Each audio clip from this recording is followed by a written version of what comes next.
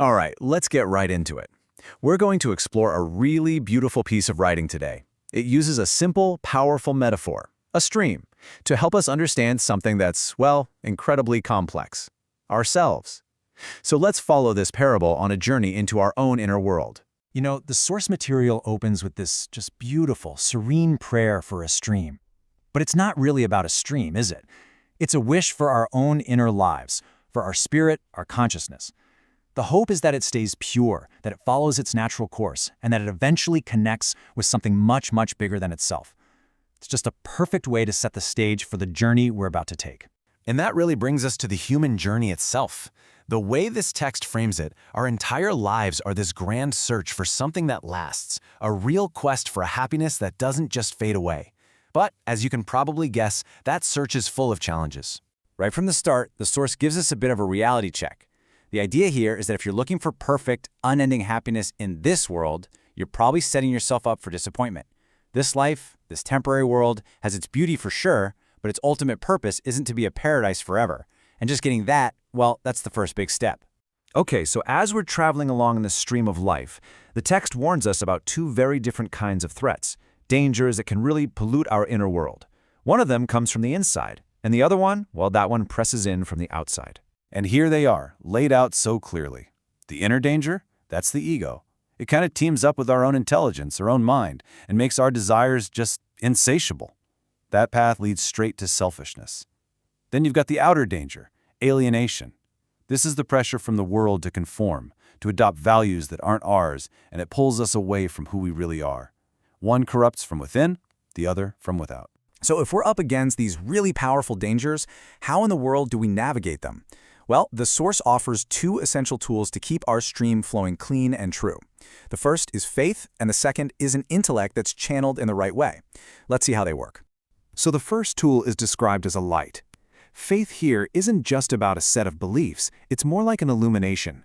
Imagine it's a lantern in a dark room. It lets you see the true wonder of your own existence, what the text calls the human palace, and the universe all around you. It protects you from the darkness and points you towards something deeper, something that lasts.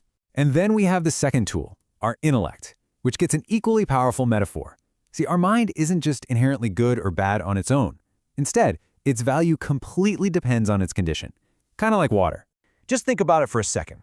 An intellect that goes unused, one that's kept only for yourself and never put into action, it's like stagnant water in a pond. It doesn't grow, it doesn't create anything worthwhile, it just sits there and rots. But then there's the other extreme, an intellect that's totally unchecked, maybe one that's just serving that insatiable ego we talked about. That's like a flood. It overflows its natural banks and just causes damage to others and, in the end, to ourselves.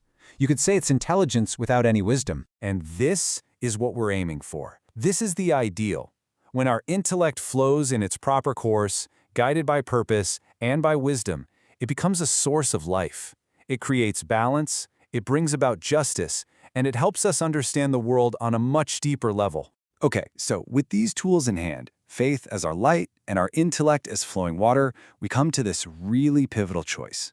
It's a profound question about how we should deal with our own imperfections. What a fascinating way to put that, right?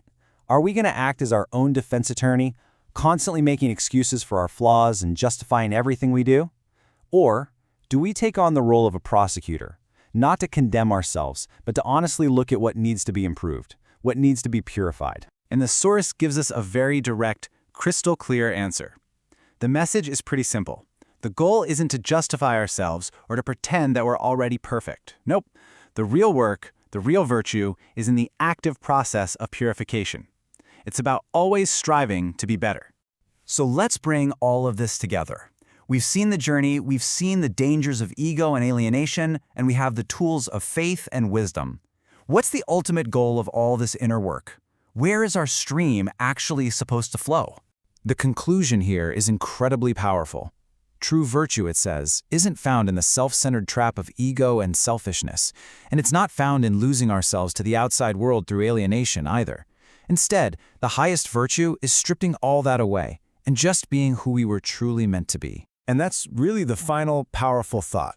After navigating all the dangers and using the tools of faith and wisdom, the whole journey, it leads right back to our authentic core. The ultimate goal isn't to become someone else, but to finally, truly become ourselves. And I guess that leaves one question. What does that mean for you?